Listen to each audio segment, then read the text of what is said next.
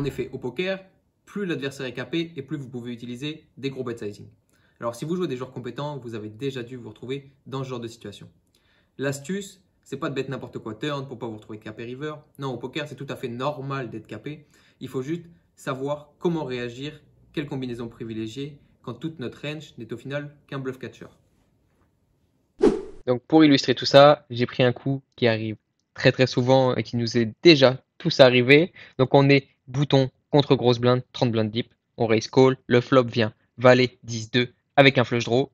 On sait bet une bébé, donc on va bet range spot, la big blind call. Et arrive la turn, un 6 de trèfle.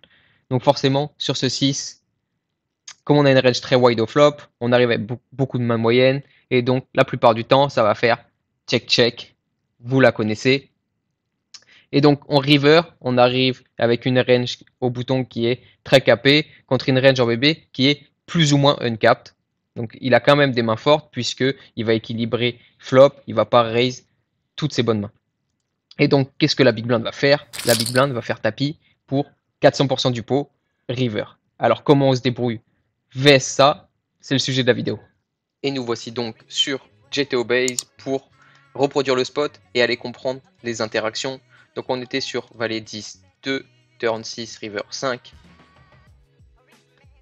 La big blind va check range, logique, et nous on va bet range derrière, enfin, presque range, 5% de check. Vous n'êtes pas obligé de le prendre en compte ça. Pour un petit sizing, donc 18% doit faire une blinde à peu près, ça va pas changer grand chose de toute manière. Call chez la big blind.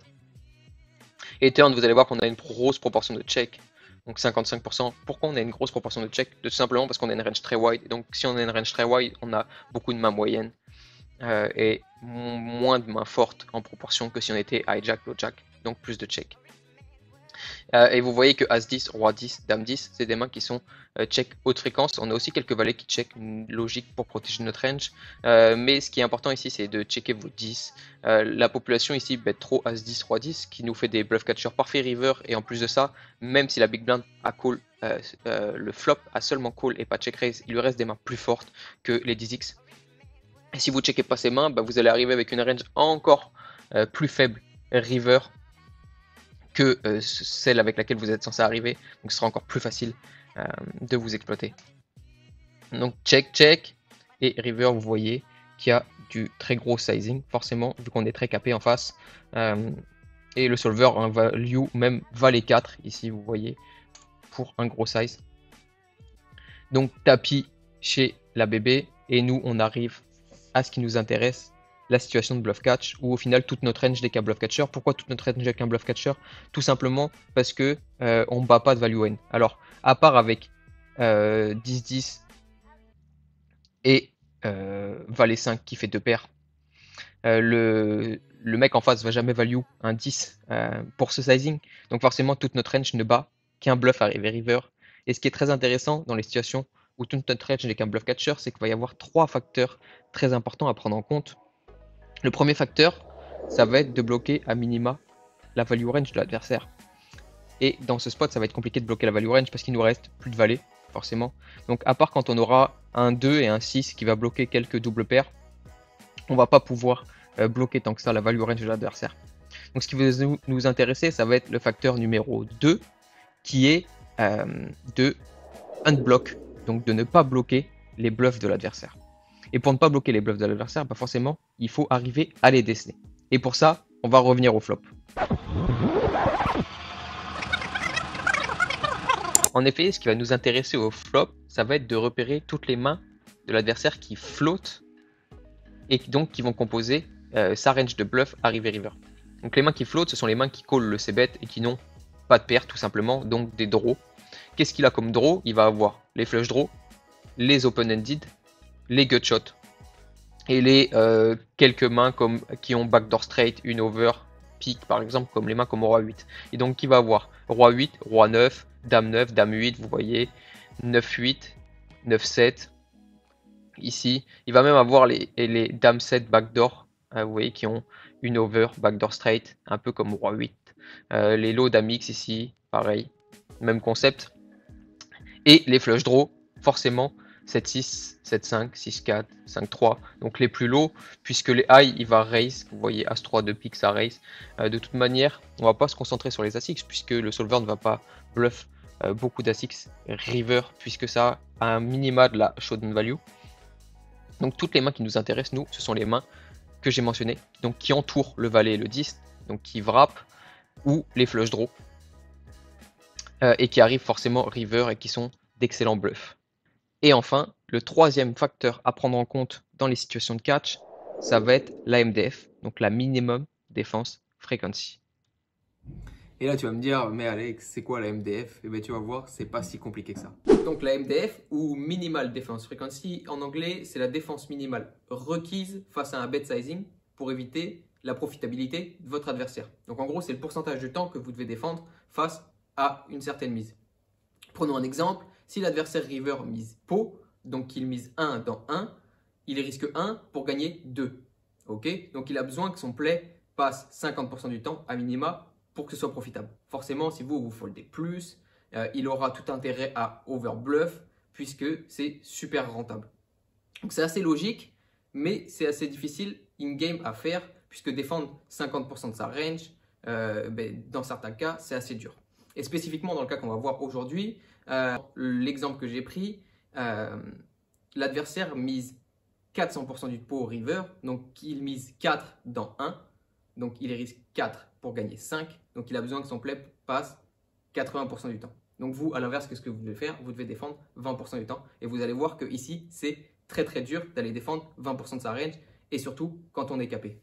Vous voyez, comme je le mentionnais, votre adversaire risque 4 pour gagner 5, donc il a besoin que ça passe 4 fois sur 5, logique. Donc il a besoin que vous foldiez 80%, et nous on doit défendre 20% de notre range. Donc quelque chose qui est dur à faire, c'est pour ça que vous allez voir le solver call des combos qui peuvent paraître contre-intuitifs, mais au final qui font de très bons bluff catchers, comme on le mentionnait. Donc en fait ça va être des combos déjà qui vont permettre de défendre les bonnes fréquences et qui en plus vont bloquer à minima la value range et unblock la bluffing range. Très important. Vous voyez que, comme on l'a mentionné, tout ce qui flotte le flop chez notre adversaire, on va nous essayer de ne pas le bloquer.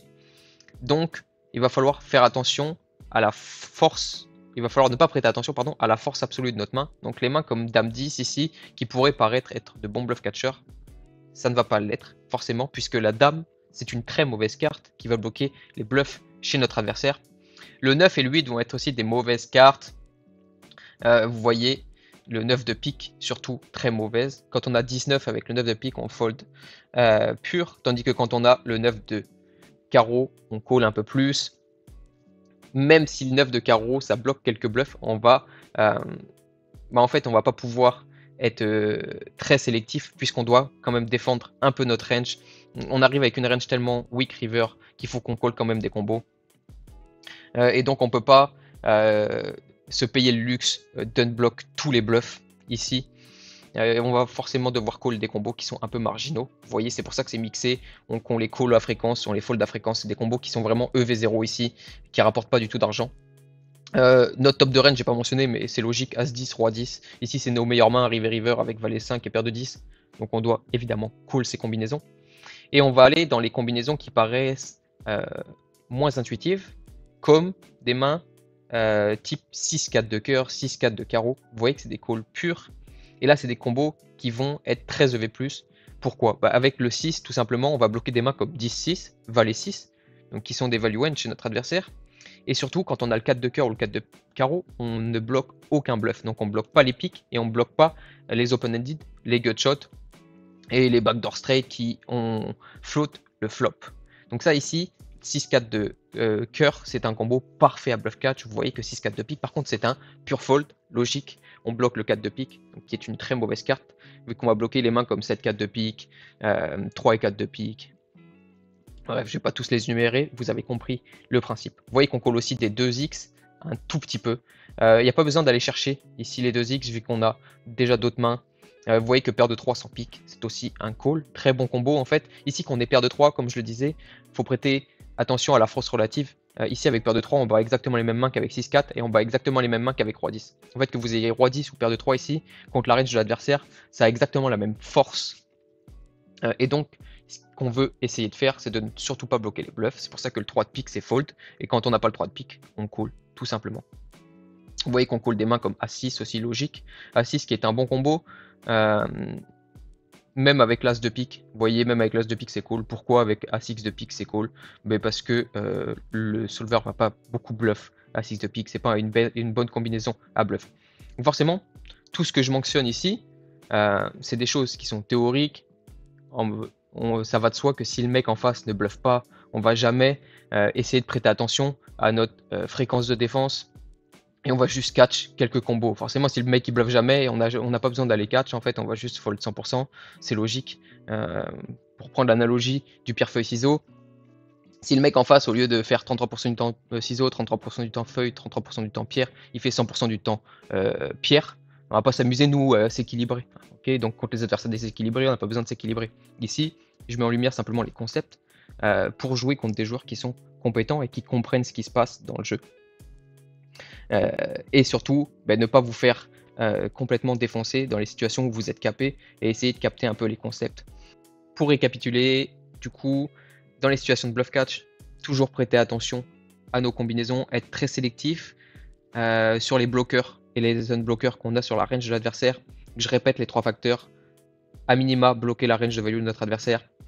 Deuxièmement, unblock la range de bluff, très important. Et troisièmement, essayer d'atteindre une défense minimale OK qui évite à notre adversaire d'être rentable sur sa mise et de pouvoir overbluff tout simplement.